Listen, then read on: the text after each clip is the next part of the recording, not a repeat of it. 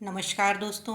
आज हम बात करेंगे एक ऐसे अभिनेता की जो सिर्फ पर्दे पर ही नहीं बल्कि असल जिंदगी में भी किसी किरदार से कम नहीं थे। तकदीर बनाने दिग्गज वाले को अभिनेता मालूम नहीं। राजकुमार, उनका असली नाम था काश कि कुलभूषण तुमने पंडित। हमें लेकिन आवाज दी फिल्म होती इंडस्ट्री उन्हें जानती तो है हम उनके मौत की स्टाइल, नींद से डायलॉग उठकर डिलीवरी चले और आते। बेमिसाल आत्मसम्मान दुनिया के लिए। जानती है कि जब राजकुमार का राजेश्वर जन्म 8 दोस्ती अक्टूबर निभाता है 1926 को बलूचिस्तान के लोरलाई शहर में हुआ था, जो अब पाकिस्तान में है। उन्होंने अपनी पढ़ाई लाहौर से की थी और भारत पाक बंटवारे के बाद वो मुंबई आ गए।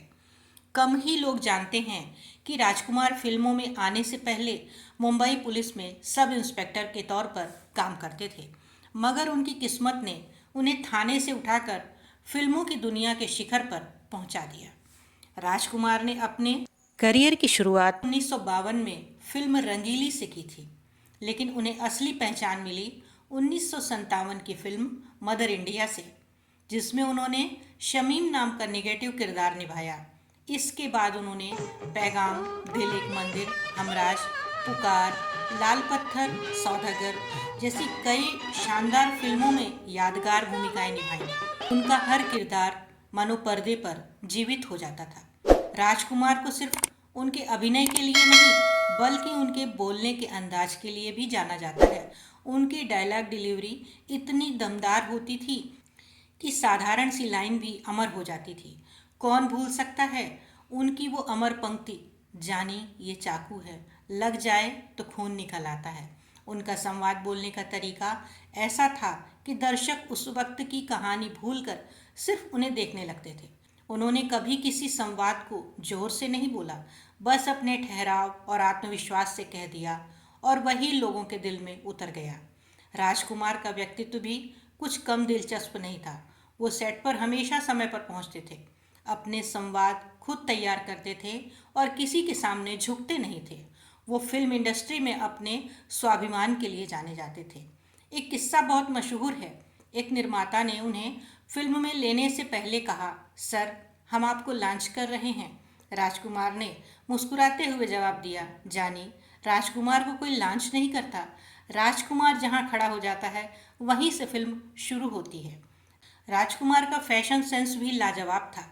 रेशमी शेरवानी, अंगूठियां और उनकी गहरी आवाज़, सब कुछ उन्हें औरों से अलग करता था। उनकी उपस्थिति ही कैमरे के लिए पर्याप्त थी। उनकी निजी जिंदगी की बात करें तो उन्होंने जेनिफर से शादी की, जो बाद में गायत्री के नाम से जानी गई। उनके 3 बच्चे हुए, जिनमें से एक पुरु राजकुमार फिल्मों में भी नजर आए। हालांकि पिता जैसी सफलता वो नहीं पा सके।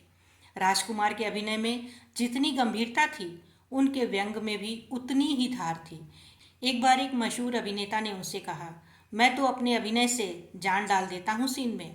राजकुमार ने मुस्कुराते हुए जवाब दिया, जानी, हम जान डालते नहीं, जान बन जाते हैं सीन की। उनके ऐसे ही कई किस्से हैं जो आज भी इंडस्ट्री में सुनाए जाते हैं। वो अपने स्वाभिमान और बेबाकी के लिए उतने ही जाने जाते थे जितना अपनी फिल्मों के लिए।